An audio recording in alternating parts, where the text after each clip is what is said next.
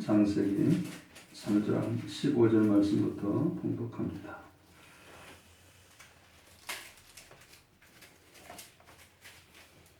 창세기 3장 15절 내가 너로 여자와 원수가 되게 하고 내 후손도 여자의 후손과 원수가 되게 하리니 여자의 후손은 내 머리를 상하게 할 것이요 너는 그 발꿈치를 상하게 할 것이라 하시고 또 여자에게 이르시되 내가 네게 임신하는 고통을 크게 다리니 내가 수고하고 자식을 낳을 것이며 너는 남편을 원하고 남편 너를 다스릴 것이라 하시고 아담에게 이르시되 내가 내 아내의 말을 듣고 내가 내게 먹지 말라 한 나무의 과일을 먹은즉 땅은 너로 말미암아 저주를 받고 너는 내 평생에 수고하여야 그 소산을 먹으리라. 아멘. 우리가 오늘 이제 구약 성경은 네 부분으로 되어 있다. 이 앞전에 이야기를 했어요. 모세오경과 서신서와 그다음에 시가서와 역사서와 시가서 이렇게 나눠져 있다. 이렇게 이야기를 했는데 거기 핵심이 모세오경이다. 그렇게 이야기했습니다. 모세오경을 잘 해석을 해서 그 다음에 이스라엘 백성들이 모세오경에 대한 의미와 이것을 지키지 않을 때는 하나님께서 선지자를 통하여서 모세오경에 대한 의미를 설명하고 그걸 지키지 아니한 것에 대해서 꾸중을 하시고 이런 내용들이 선지서다. 그렇기 때문에 모세오경의 내용을 잘 이해하는 것이 중요하다. 제가 이렇게 이야기를 한 것 같아요. 그렇다면 이제 창세기부터 우리가 공부하도록 하겠는데 창세기는 내용은 우리가 굉장히 쉬운 내용으로 되어 있습니다. 창조의 이야기, 아담의 이야기, 노아의 이야기, 아브라함의 이야기, 요셉의 이야기 이런 식으로 굉장히 정말 아주 쉽게 이렇게 이런 내용으로 되어 있습니다만 구약 성경에서 가장 어려운 것이 해석으로 가장 어려운 것이 창세기예요. 그래서 선지서나 아니면은 신약 성경에 왔어도 창세기를 재해석을 하면서 창세기의 의미와 창세기의 내용을 신학적 설명과 교훈의 형태로 바꾸어서 선지서에서도 이야기를 하고 신약에서도 이야기한 것을 볼 수가 있어요. 그래서 그러면 창세기의 내용은 우리가 쉬운 내용인 천지 만물을 창조하셨다. 뭐 이런 내용이겠는가. 물론 그런 내용도 의미가 있겠지만 거기에는 신학적 설명과 교훈과 또 성경적 해석이 굉장히 따라야만 그 의미를 이해할 수가 있다라는 사실이에요. 자, 그렇다면 창세기 내용에 대한 것을 우리가 좀 이제 공부하면서 창세기를 우리가 어떻게 이해를 하고 어떻게 해야만 정말 우리가 잘 창세기를 공부했다고 할 수 있을까? 저는 이제 이렇게 창세기에 대한 대충에 대한 내용을 이야기를 하고 그 다음에 1장, 2장, 3장 쭉 나가면서 대충 이렇게 설명하는 방법으로 이렇게 나가는데 중요한 거 있으면 제가 개념적인 것을 좀 정리할 때가 좀 많을 거예요. 창세기를 이해하는 데 있어서 개념을 몇 가지 이해해야 되는데 그런 거에 대해서 설명할 때 여러분들이 거기에 창세기 주안점을 이렇게 두었으면 참 좋겠다라는 거예요. 자, 이제 창세기 내용에 처음에 1장에 나오면 천지 만물을 창조하는 내용이 나옵니다. 첫째 날은 어떻게 하고 둘째 날은 어떻게 하고 여섯째 날은 어떻게 하고 이런 내용들을 쭉 나오는데 천지를 창조했다는 내용은 천지를 창조했구나, 첫날은 뭘 만들었구나 이런 것을 물론 이야기하려고 하는 것도 있겠지만 그게 핵심의 내용은 좀 많이 달라요. 핵심의 내용은 하나님이 천지를 창조했다. 그리고 그 하나님이 천지를 창조하시니라 이 말 속에는 그 천지 창조라는 말 속에는 하나님이 천지를 창조해놓고 그냥 계신다 이런 뜻이 아니라 하나님의 천지 창조에는 하나님과 의존적 관계에 있다라는 사실이에요. 다시 말해서 하나님이 우주 만물을 지금 창조를 했어요. 그러면 하나님이 천지를 창조하시니라라는 단어가 어떤 의미를 지니냐면 하나님의 독립적으로 생명을 유지하는 것과 동시에 또 하나는 하나님과 의존적 관계예요. 천지 만물도 마찬가지예요. 만약에 하나님이 천지를 창조해 놓고 지금도 말씀으로 천지를 창조를 해놓고 그냥 계신다면 하나님과 천지 창조물이 의존적 관계가 아니라면 이 세상에 생명이 자랄 수가 없어요. 그래서 생명 한번 하나님께서 북한도 마찬가지. 북한도 그 하나님께서 징벌할 때 하나님이 이 모든 만물들 의존적 관계예요. 어떤 관계냐면 아니 하늘은 하나님의 그 보좌요, 땅은 하나님의 발등상이에요. 의존적 관계. 이 모든 관계는 이 천지창조의 모든 관계는 하나님과의 의존적 관계라는 거예요. 그래서 하나님께서 말씀 한마디로 이 세상을 지금도 섭리하고 주관하고 있다라는 사실이에요. 인간도 인간을 창조했다. 인간을 만드셨다.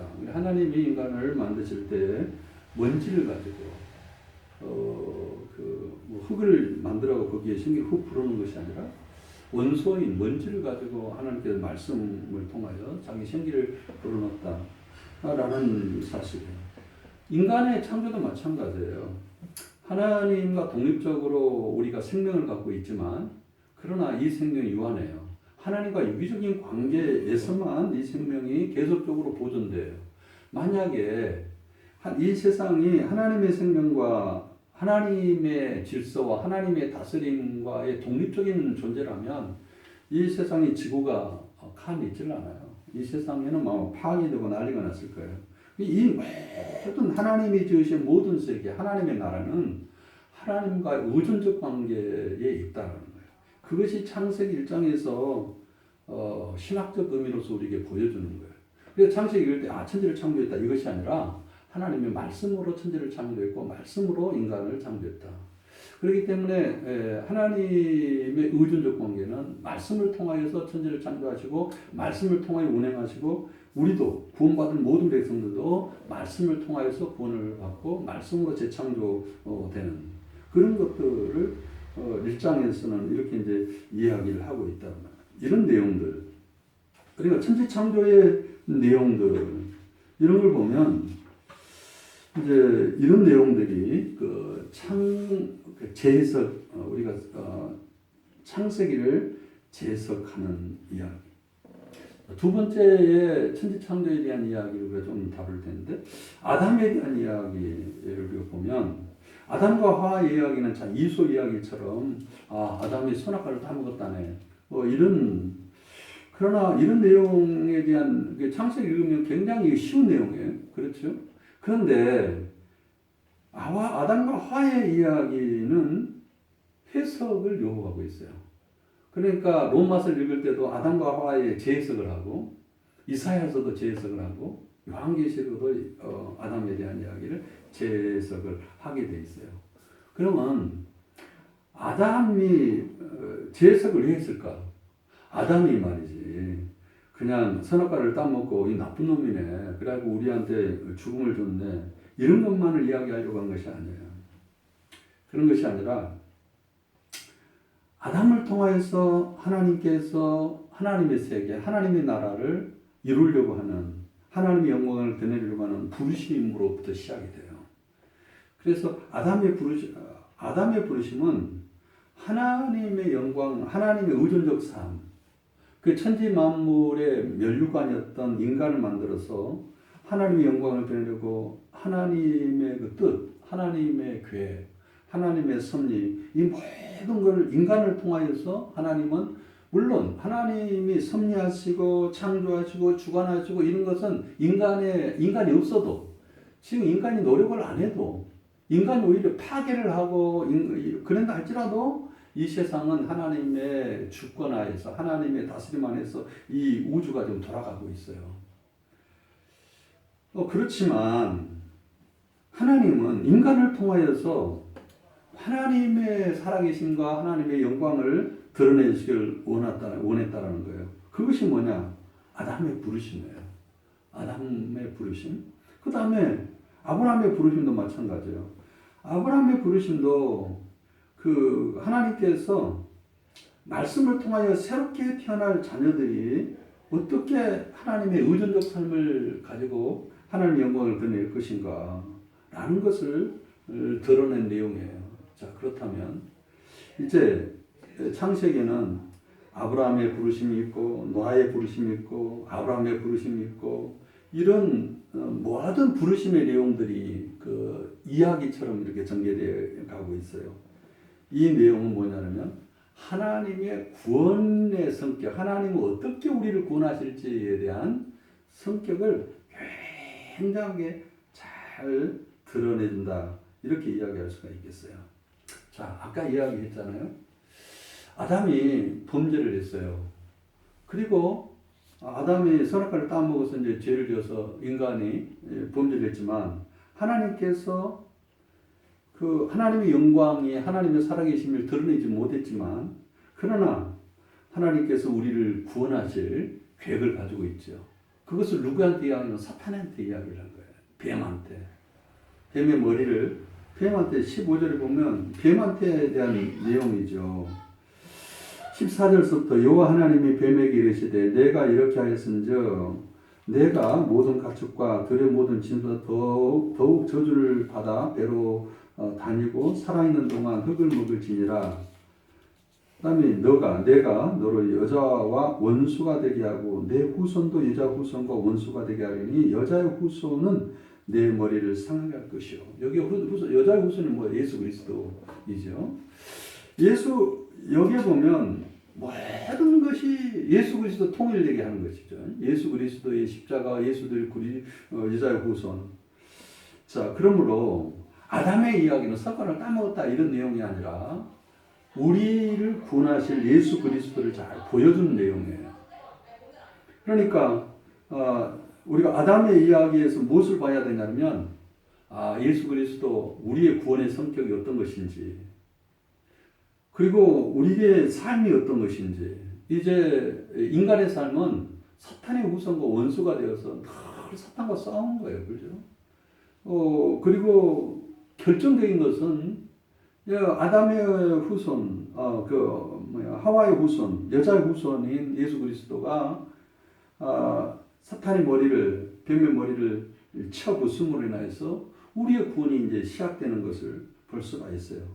이렇게 창세기는 이런 신학적 해석을 담고 있다는 거예요. 그러니까 이야기를 해놓고 앞에 창세기에 대한 아담에 대한 이야기를 해놓고 그 다음에 신학적 해석, 이 구원이 어떻게 이루어질 것인가 라는 것을 이야기를 하고 있어요. 자, 그리고 그 아브라함의 부르심과 노아의 부르심, 아담의 부르심, 또 요셉의 부르심, 이 모든 부르심 속에서는 똑같이 하나님이 어떤 분인지, 하나님의 구원의 성격이 어떤 것인지를 잘 드러내고 있어요. 첫째는 뭐냐면, 하나님은 은혜로 우리를 부르시고 있다.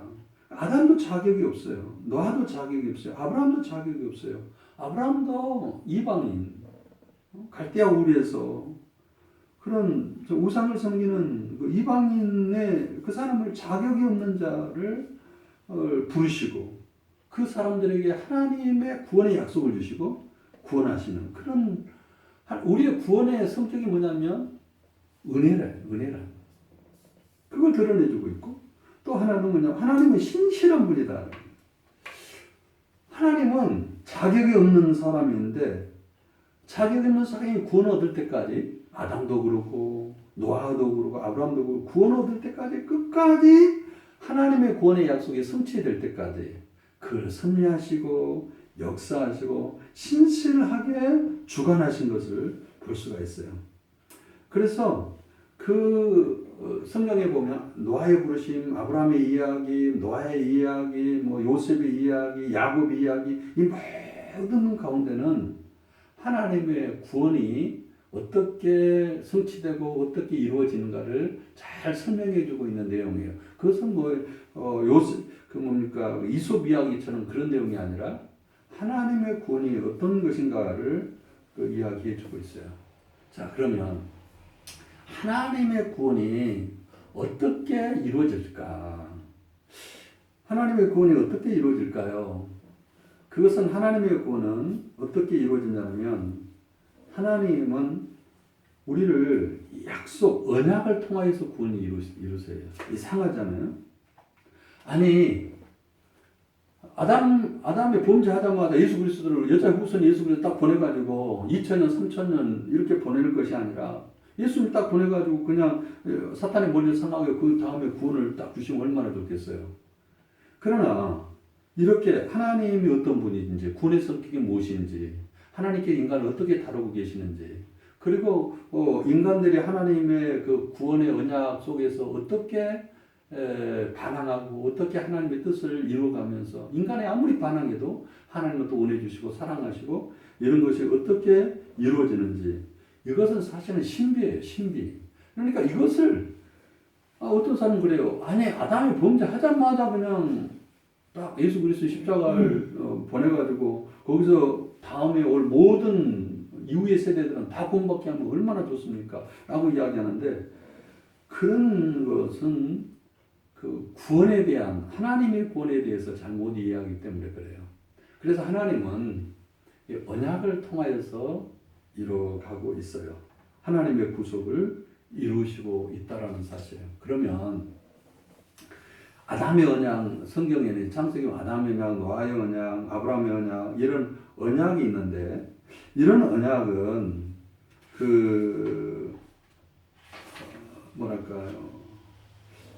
그러니까 이것 좀 이해할까요? 그럼 언약이 뭐냐? 언약이 구약에서는 구원을 잘 설명해 주는 것이 뭐냐면 언약이에요. 언약적 사고예요. 언약적.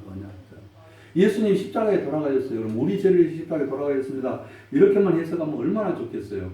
그러나 마태, 마가는 예수님이 우리의 죄에 흘리는 언약의 피다. 이걸 받아 먹으라. 이렇게 이야기했단 말이에요. 언약의 피로서. 그 다음에 사도 바울 서신과 누가복음은 예수님이 승천할 때 이것은 너희와 맺는 새 언약이다. 그러니까 이걸 받아 먹으라. 이렇게 이야기했단 말이에요. 그 다음에 요한복음에서는 이것은 생명의 떡이다. 이것을 먹는 자는 살고 이것을 먹지 않는 자는 죽는다. 이것은 하늘에는 내려오는 생명의 양식이다. 양식을 먹는 자는 이거 산다. 이렇게 이야기를 하고 있어요. 아니 우리가 여태까지 이야기해 예수님 십자가에 돌아가서 나의 죄를 위해 죽었어요. 이것으로 끝나버리 얼마나 뭡니까 시원하고 얼마나 성경을 이해하는데 참 쉽겠어요. 그런데 그렇게 이야기를 하면 십자가 우리 구원에 대해서 아주 협소하게 성경을 이해하고 구원에 대해서 이야기해 구원의 넓이와 깊이와 하나님의 그 놀라운 사랑에 대한 것을 너무나 협소적으로 우리가 다루게 된다라는 사실이에요. 그래서 예수님의 십자가의 죽음은 뭐냐면 언약적 죽음이라는 사실이에요. 그러니까 구약에는 그걸 강조하고 있어요. 언약이라는 것이 뭐냐? 계약, 언약, 유언 뭐 이런 것이 이제 성경에 나오는데 언약이라고 그래요. 자, 그래서 내가 오늘 로버트 팔머스라는 그 사람이 쓰는 계약 신학과 그리스도라는 책이 있는데 그 사람이 언약이에요. 계약이라는 것, 언약이라는 것을 이렇게 이제 설명해 놨는데 거기에서 내가 로버슨이라는 박사가 계약신학과 그리스도라는 책에서 언약이 뭐냐? 언약이 구원이라는 뭐냐? 우리가 제가 이 앞전주에 한번 이야기했죠. 구원과 구속에 대한 이야기 뭐냐면 구원은 어려움이나 뭐 여러 역경 속에서 또 애굽에서 이스라엘 백성을 구원하는 게 구원이에요. 그렇죠? 어려움 속에서 환경 속에서 죽음 가운데서 구원하는. 그러나 그것이 구원이에요. 그러나 예수 그리스도는 우리를 구원도 있지만 구속하셨다 그랬어요. 구속이 뭐냐면 어떤 대가를 지불하고 어떤 속전을 지불해서 여기에 소속시키는 거예요.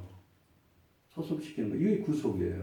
그러니까 내가 노예였는데 그 노예의 값을 지불하고 그 아들로 만드는 거, 아들로 소속되게 만드는 거, 이런 것들을 뭐라고 이야기하느냐? 구속이에요. 저놈은 죽어야 돼. 이제는 재판장이 이놈 사형, 지옥 가. 그렇게 해놨는데 이놈을 촉전을 주고 사가지고 그걸 자기 아들로 만들었어요. 이걸 뭐냐면 자기가 소속되게 만들었어요. 이것을 뭐라고 하냐면 구속이라 그래요. 구속. 의학경에 그 구속에 대해서 제가 설명을 했는데, 근데 이 구속의 핵심이 뭐냐면 언약이에요. 언약. 구속을 잘 구약에서 설명해 준 것이 뭐냐면 언약이에요.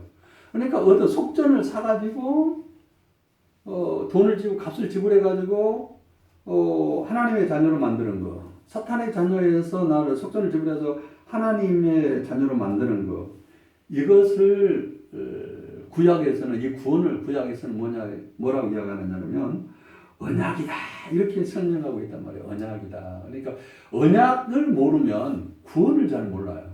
예수님의 십자가도 사실은 이 언약을 잘 모르면 구속에 대한 이야기를 잘 이해할 수가 없어요. 그래서 구속과 언약이라는 것이 뭐냐를, 자 이제 로버트 팔머스라는 계약신학과 그리스도라는 책에서 그 언약을 뭐라고 설명했냐면 피로 맺은 약정이다 이렇게 설명을 했어요. 피로 맺은 약정이다. 약정이 뭔지 아세요? 약정. 나하고 약정했어. 그런데 그 약정이라는 말은 영어로 말하면 본드. 나이가 소속대로 붙여버렸다. 그러니까 구원이라는 것이 뭐냐면 예수님에게로 본드로 붙여버린 거예요. 그러니까 나는 예수님의 것이 되고 나는 하나님의 소유가 되고 하나님은 나의 하나님이 되는 거예요. 그러니까 둘이 떼야 될 수가 없어요. 그것을 뭐라고 이야기하냐? 계약이라고, 언약이라고 그렇게 설명을 하고 있단 말이에요. 그래서 하나님이 나의 하나님이 되고 나는 하나님의 소유가 되고 이것은 뭘로 예수님의 피로 그 언약을 맺으셨어요. 나를 하나님의 백성을 만드시고 나는 하나님은 나의 것이 되고 나는 하나님 것이 되고 하나님은 나의 소유가 되고 나는 하나님의 백성이 되고 이렇게 둘이 떼어뗄 수가 없는 관계. 하나님의 백성 떼어뗄 수가 없는 이 관계를 피 흘려서 예수 그리스도 피 흘려서 나를 소속시켰어요. 이것을 뭐라고 이야기하냐면 구속이라고 신약에서는 이야기를 해요. 그리고 그 구약에서는 이것을 언약이라고 이야기를 하고 있단 말이에요. 언약이라. 그러니까 예수님의 십자가의 죽음은 어떤 죽음일까요? 나의 죄만을 위해서 딱 죽었다. 이렇게 설명하기란 너무나 그 구원 이야기가 너무 협소하죠. 그렇죠? 그러니까 마태하고 마태복음과 마가복음은 이 예수님의 그 성찬을 이것을 너희들이 떡을 떼고 또 포도주를 나누면서 이것을 받아 먹으라. 이것은 너의 죄를 흘리는 언약의 피니라. 이렇게 설명을 했단 말이에요. 그리고 누가복음하고 사도 바울 서신에서는 뭐라고 했냐? 이 성찬을 했어요. 야, 이것을 받아 먹어라. 이것은 너희와 맺는 새 언약이다. 이런 거예요. 새 언약. 새 언약이 뭐예요? 새 언약이 본드예요. 본드. 내가 하나님의 것이 되고 하나님은 나의 소가 되고 그래서 하나님과 나는 떼어뗄 수가 없어요. 한 지체예요. 그러니까 내가 예수 부활 안에 있고 예수님의 십자가의 죽음 안에 있고 예수님의 십자가 죽음이 본드가 됐으니까 나의 죽음이 되고 예수님의 십자가 형벌이 본드가 돼서 딱 붙어 있으니까 나의 형벌이 되고 예수님의 부활도 연합이 되어 있으니까 어떻게 본드가 딱 돼 있잖아요. 그러니까 예수님의 부활도 나의 부활이 되고 예수님의 생명도 나의 생명이 되고 그것이 다음에 로마서는 칭의론으로 넘어가요. 예수님의 의가 나에게 전가됐어요. 누가 되었으니까 언약적 죽음으로 예수님의 언약으로서 예수님의 언약으로서 내가 의롭게 되는 거죠. 예수님의 의가 나에게 이렇게 본드가 돼서 전가된 거 아니겠어요? 그러니까 내 안에 예수가 있는 거고 내가 하늘에 소속된 자이고 하나님께 소속된 자라는 사실이에요. 그래서 구약에는 이러한 하나님의 구원의 성격을 잘 설명해주는 언약을 시작으로 이렇게 하나님의 구원을 설명하고 있다라는 거예요. 창세기는. 자, 그러면 우리가 창세기는 세 가지의 언약을 중심으로 쓰여져 있어요. 첫째는 뭐냐면 아담의 언약, 시작의 언약이라고 그래요. 시작의 언약. 그래서 여기 아담의 언약을 창세기 8장 18절까지 쭉 설명을 하고 있죠. 그래서 노아까지. 거기는 가인과 아벨 이야기, 홍수의 이야기, 뭐 이런 여러 가지 바벨탑의 이야기, 이런 내용이 쭉 나와요. 그리고 이제, 여기 주 관심사는 뭐냐면, 하나님이 세상과 인간을 하나님의 나라로, 인간을 하나님과 유기적인 관계로, 이 세상을 하나님과 유기적인 관계로 하나님의 영광을 드리고 하나님의 호흡이나 하나님의 놀라운 인격을 하나님의 다스림, 그 영광이 충만하는 그런 사람으로 이 땅을 부르시고 우리에게 명령하시고 이렇게 하신다는 거예요. 그리고 이제 아담이 범죄함으로 아담과 언약을 맺는데 이제 아담이 범죄함으로 하와가 여자로서 아이를 낳는데 사탄의 후손과 대결되는 이제 사탄의 후손과 싸우는 후손이 태어나는 거예요. 자, 거기는 두 가지 후손이 태어나게 되는데 가인의 후손과 아벨 후손이야. 항시 하나님은 어떤 하나님이냐면 어리석은 자를, 약자를, 그래서 강한 자를 어리석게 하는. 그러니까 가인이 먼저 태어났지만 아벨은 나중에 태어났지만 강한 자, 약자가 강한 자를 믿음으로 살게 하는. 그래서 아벨 후손과 하나님의 후손, 여자의 후손과 이제 사탄의 후손의 충돌이 이제 일어나게 되는 거죠. 가인과 아벨 이야기는 사탄의 자녀와 하나님의 자녀의 싸움이에요. 그래서 거기에서 아벨이 죽게 되는 거죠. 이것은 무엇을 이야기하냐면 예수 그리스도 죽음으로 인하여 셋이라는 아벨을 대신하여 셋이라는 또 새로운 하나님의 자녀가 이렇게 탄생이 됩니다. 왜 이렇게 하나님의 자녀와 사탄의 자녀 이렇게 구분할까? 왜냐하면 다음에 거룩한 씨에서 예수 그리스도의 여자 후손 예수 그리스도가 그 씨에서 탄생하기 때문에 족보의 놀라운 것은 하나님께서 아브라함을 부르시고 아브라함의 사례가 애굽으로 가가지고 애굽 왕이 사례를 취하려고 했을 때 하나님께서 그를 보호하셨잖아요. 왜 보호했을까? 믿음이 좋아서 보호했을까? 그거 아니에요. 아브라함은 믿음이 개떡이었죠. 그때가. 하나님을 부인하고 자기가 총각인 것처럼 그렇게 형제하고 자기 아내를 루이라고 이야기를 하고 이런 사람. 그런데도 하나님은 거룩한 후손 예수 그리스도의 후손 예수 그리스도가 태어날 시에 대해서 보존하시고 이런 것을 우리가 이제 볼 수가 있게 되는 거죠.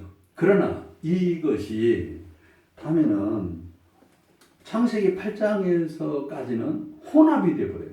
여자의 후손과 하나님의 후손이 둘이 결혼을 해버려요. 그래서 이 땅이 죄악으로 충만하게 돼요. 그래서 하나님께서 이 땅 한탄하시죠.